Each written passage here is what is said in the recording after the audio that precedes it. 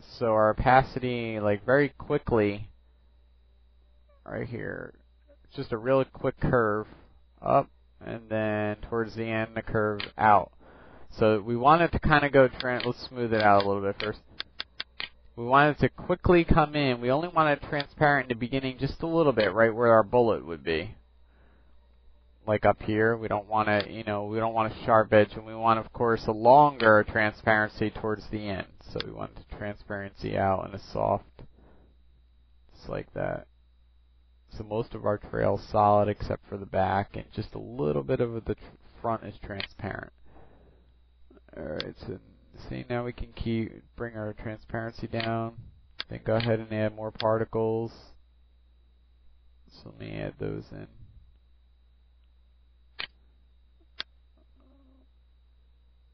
Just got to be careful, you don't want to add too many or it's going to slow down your render time. We just want it to fill in kind of good like that.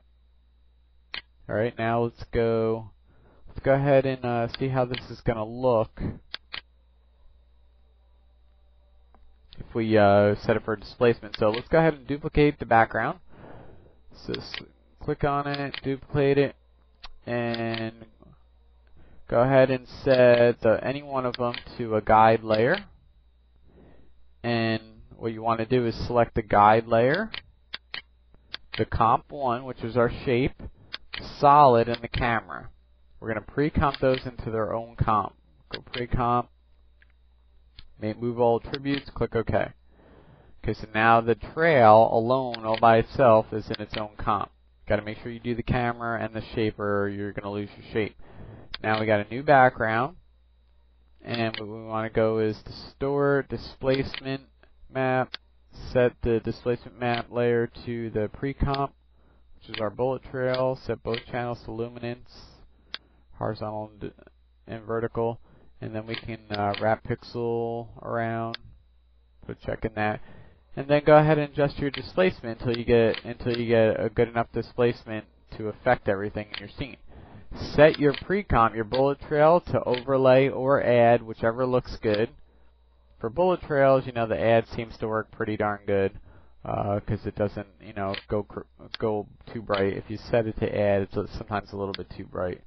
So I may just leave it for add for this, just because it's, it shows up good for the tutorial. I like to use the add when I'm doing the kryptonite ones, because of course you need that. And you add the green to it, and it'll give that nice green glow. So it kind of depends. So I'll just leave it set for this. May turn the opacity down a little bit though, so it's not so much. See, here's completely off. So I'm just going to crank it up just a little so we can see it. And maybe move my camera around possibly. Oh, let me open up my pre-comp Alt and click on the pre-comp. This way we can go back to our pre-comp, and then I can move the trail where I need it, wherever the heck I want it, since we got it in the camera. Let's try rotating it a little bit.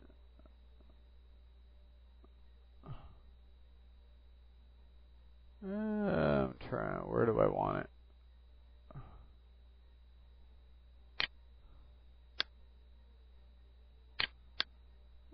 Just want to get it in a good spot here to where we can really see it good, see what's going on with it. That might work out good. See how that looks.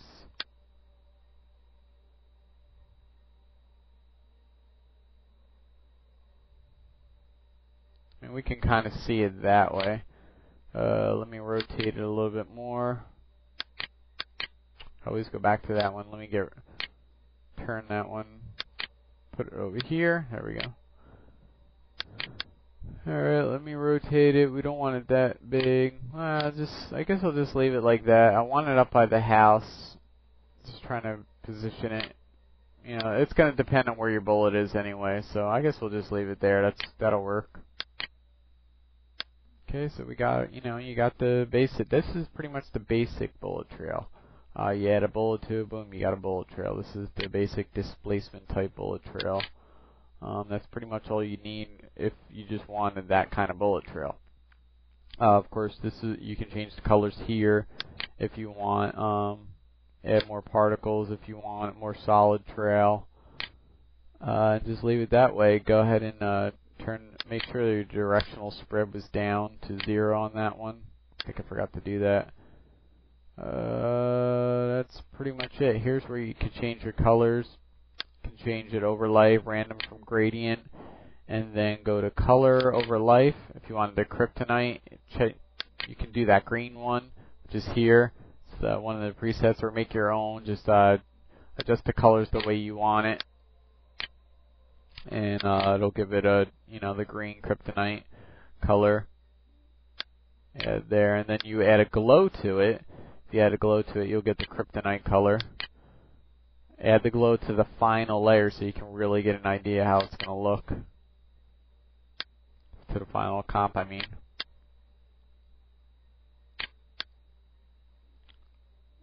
Then you see, then you got your kryptonite look to your bullet trails. Okay, but remember, this is just the basic. I usually like to do 2 layers of this.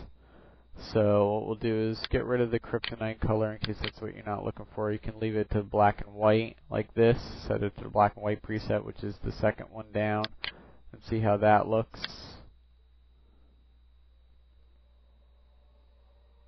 Okay, we're going to want to turn off the glow now. Bring down the transparency back down. Alright, so there's your, your standard bullet trail. I should turn on the glow just for this tutorial, but I guess, I guess we can leave it off, because I'm sure you should be able to see it for this. Let's try to bring down the, let's keep, what we'll do is we'll try adding some blur to this. So I'm going to go ahead and just add a little bit of a blur to this after it.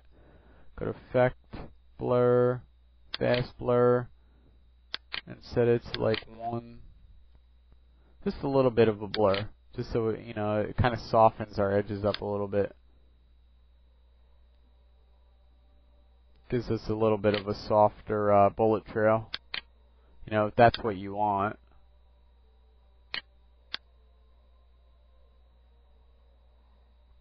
Of course, tweak your displacement if you feel like changing the displacement.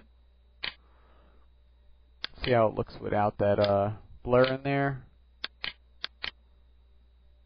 It's not too bad with the blur after the displacement adjusting. I just don't like too sharp of edges. Alright, so let's just leave it like that, and I'll show you what else. Okay, the other thing I like to do is create a duplicate layer of that bullet trail. Let's just get rid of the fast blur, I guess.